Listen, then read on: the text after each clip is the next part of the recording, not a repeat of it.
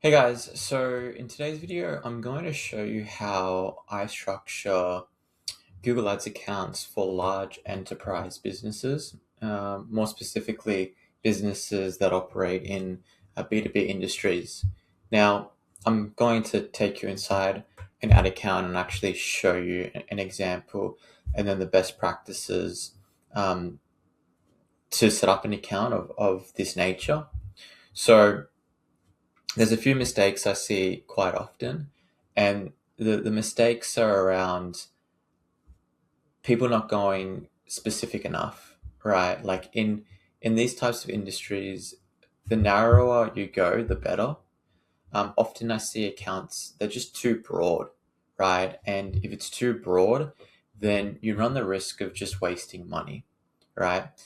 You really, really want to go as specific as possible. So, what that could look like is, well, what hours of the day would a decision maker be searching up these keywords in Google, right? You would only want to be showing your ads during working hours. So, maybe 7 a.m. to 6 p.m. during the weekdays, and not run your ads outside of those hours during the week, and not running your ads at all on the weekend, right? So it's things like this where you want to go really, really specific in terms of your ad scheduling, and then add an extra layer on top of that when it comes to specificity on or with your keywords, right? So that's what I'm going to show you. So let's just dive into it. So I've just put it on a Miro board just to make things a lot easier. So the first one is your conversion tracking straight away. This is so important, right? And I've put offline conversions, and I just wanted to spend a few minutes on this point, right? So um, let me just move myself over here. Cool. So offline conversions. Now, in the beginning, this isn't necessary. You can just set up normal conversion tracking. But, if you want to set yourself up for success, I would highly recommend setting this up from the beginning or as soon as possible. And, for, again, enterprise level businesses, you really, really want to be passing the best data back to your ad account, especially because the conversion volume may be a lot less than maybe an e-commerce account where you're getting, hundreds of purchases a month. You might only be getting like 10 conversions a month for, a B2B business, right? But the value of those leads, if they do turn out to become customers, could be hundreds of thousands of dollars, right? You want to be passing that high quality data back into the ad account. So basically what offline conversions is you link your CRM system to your Google Ads account, right? So if someone, goes to your website, they fill out the lead form, if that lead then becomes a sales qualified lead, and your sales rep passes that through the pipeline in your CRM system, so they're marked as an SQL from an MQL, then you can specifically pass that lead back into Google Ads, which is offline conversions. And that lead will be recorded in your Google Ads account. So it's very powerful because you're optimizing towards SQL specifically, as an example. And you can do this with closed leads. Like you can do this with sales, right? So, not just a lead, but actual sales, and only pass that data back into your account. And if you have enough volume in terms of sale quantity, then you can set it up that your ad account is exclusively optimizing towards actual sales as opposed to leads, which is really, really powerful if you have the volume, because then you're training your ad account off real data. Like this is actual sale data, not just random, low quality leads. So very, very powerful. I set this up all the time, and that's what you'd want to do. So, what this would look like in the ad account then is like this, right? So qualified leads, and then you've got like this was set up via HubSpot, and you can tell by the conversion source being website imports from clicks. And you can see, right, so we've got like a normal lead, then we've got an MQL, and then we've got an SQL, right? And we can very clearly track lead flow within the ad account. It's not just normal like Google Ads leads that you see quite often in accounts. So first step I would recommend is setting up offline conversions. Once you've set this up, then you're in a really good position. And I'm going to now show you what month 1 and then month 2 looks like in this ad account, and what you want to actually be optimizing your account toward, right? Because in the beginning, you don't really have any conversion data. So it's like, well, what am I looking at and what should I be doing? It is often the question. And I'm going to show you that here. So month 1 is here. And let me show you. And there's a few fundamentals you want to follow. After I show you month 1 and month 2, I'm then going to show you the type of keywords you should be bidding on and what a good keyword looks like versus a bad keyword, and then how you should be structuring your account as well. But before I get into that, I just want to show you the actual example. So the first thing is we've got 4 campaigns, right? So 4 campaigns, and then these are all the columns that I pretty much look at in the beginning, right? And even later on. So you want to be setting your campaigns to manual CPC. This is really, really important in a new account. Please do not set the bidding strategy to smart bidding to maximize conversions from the beginning. You're just going to waste a lot of money because you're giving control to Google, and you don't want to do that. And I'll explain why. So first of all, manual bidding. Second of all, exact match keywords, not phrase, not broad, exact match. You want to know with certainty that all of your spend is exclusively going to those exact high quality keywords.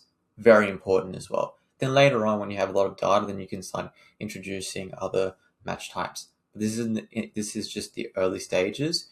And even later on, sometimes it's just better to keep it as tight as possible. So once you've done that, in month 1, this is what you want to be looking at. So first of all, what you want to be looking at before you even are getting any conversions is this column right here, search impression share. So important. And also impression absolute top percent. And I'll explain what this is. So this, and these two as well, these are the columns you want to be looking at. So search impression share just shows you, all right, well, if 100 people search up a keyword, and this is 70% as an example, I've showed up for 70% of those searches. It's basically what it's telling you. So in the beginning, you want to be maximizing visibility. So you want to be showing up in every single search. So the closer to 100% this is, the better, especially if you know you're bidding on really high quality keywords. You want to be maximizing visibility on those keywords. And how you can tell that's happening is these two. So for example, this first one's 30%. So if it's 30%, why is it only 30%? And how do I get it to 100%? Well, first of all, search lost IS budget tells you that you're missing out on almost 50% of search impression share because your campaign budget is just not enough. So you're not spending enough money at the campaign level. So it's very easy, and you want this to be 0. So just increase your budget to the point where this is 0%, and then search impression share will go up by like 50%. Now, if this is 0% and your search impression share is still like 60%, and you're like, I'm maxing out the campaign level budget. Why am I missing out on 40% search impression share still? And it's due to this search lost IS rank. Basically, this shows you that your keyword level bids are just not high enough. So this is maxed out, but this is 60% and this is 40%. Then that means that your bid at the keyword level is just not high enough. So you need to increase your keyword level bid. So if you're bidding $10 and again, this is showing 40%, then double your budget to like 20%, or double your keyword bid to 20%. Does this go down? If the answer is yes, then fantastic. So that's basically what you want to be looking at. And there's a few other things that impact this, specifically quality score, which I won't get into, but the main one in your control, in your immediate control, is just increasing the bid. So just do that. And then the last one is this, impression absolute top percent.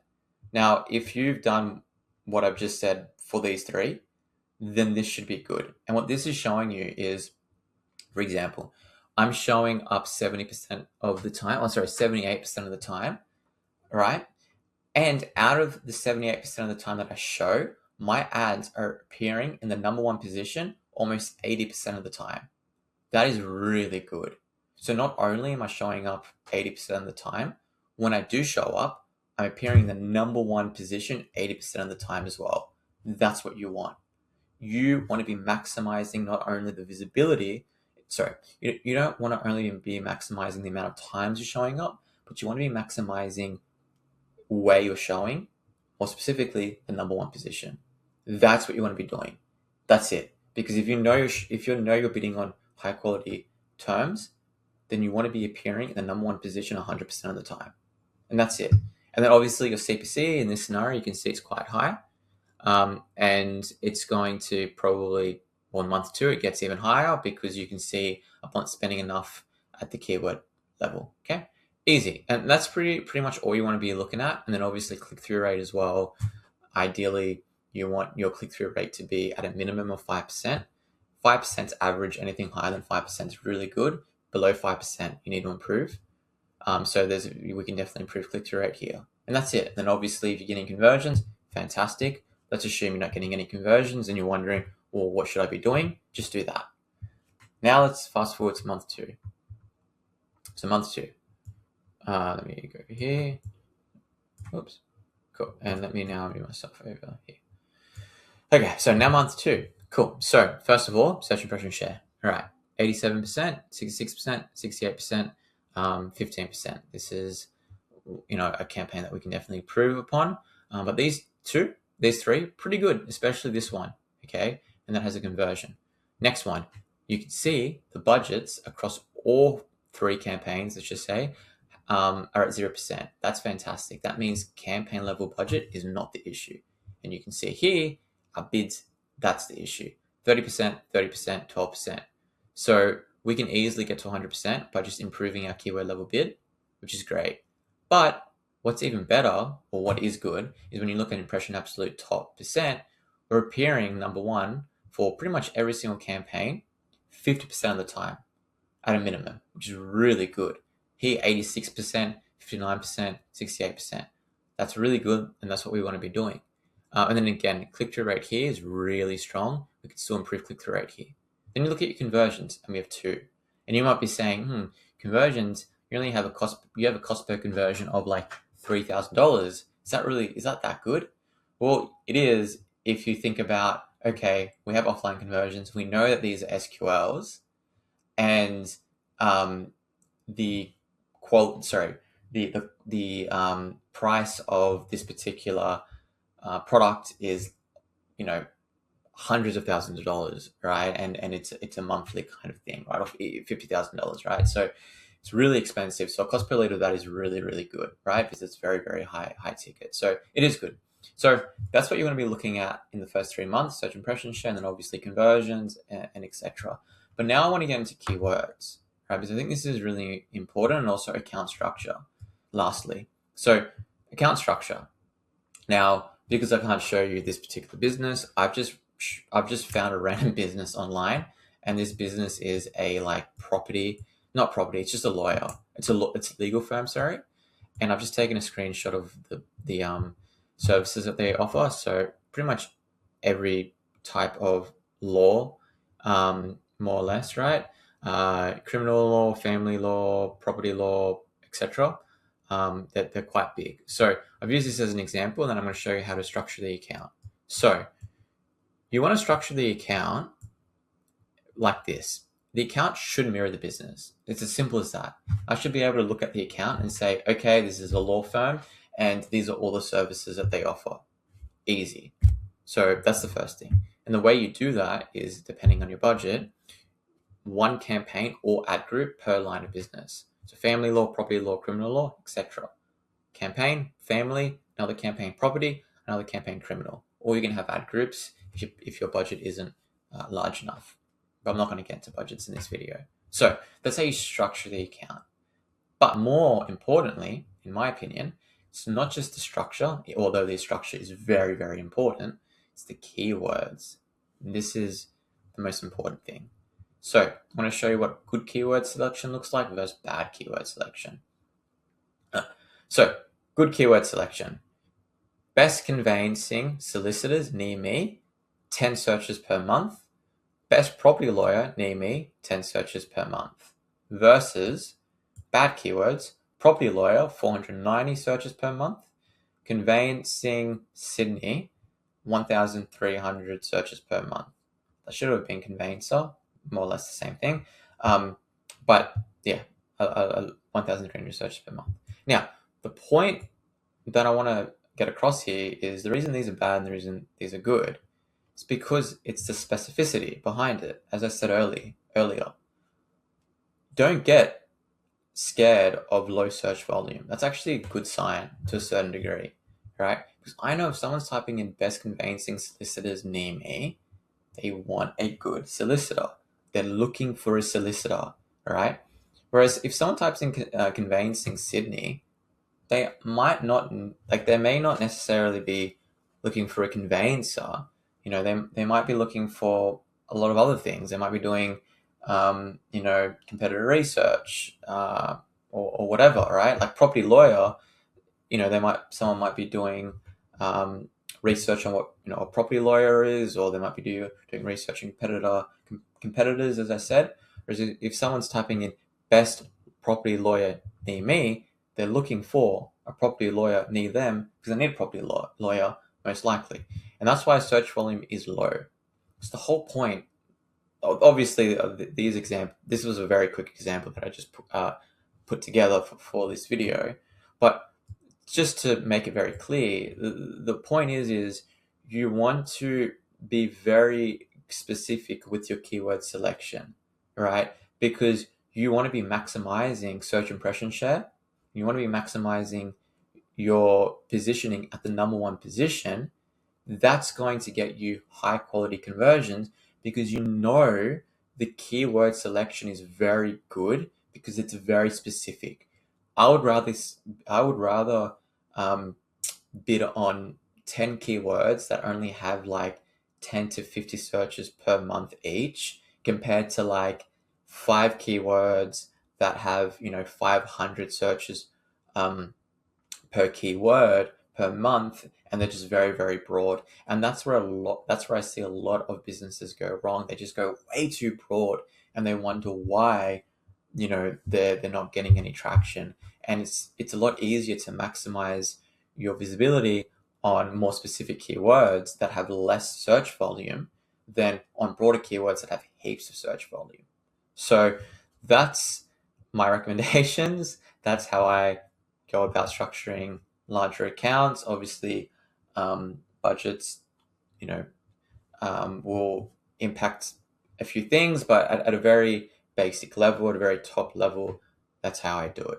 So I hope you found this video interesting, and I'll see you in the next one.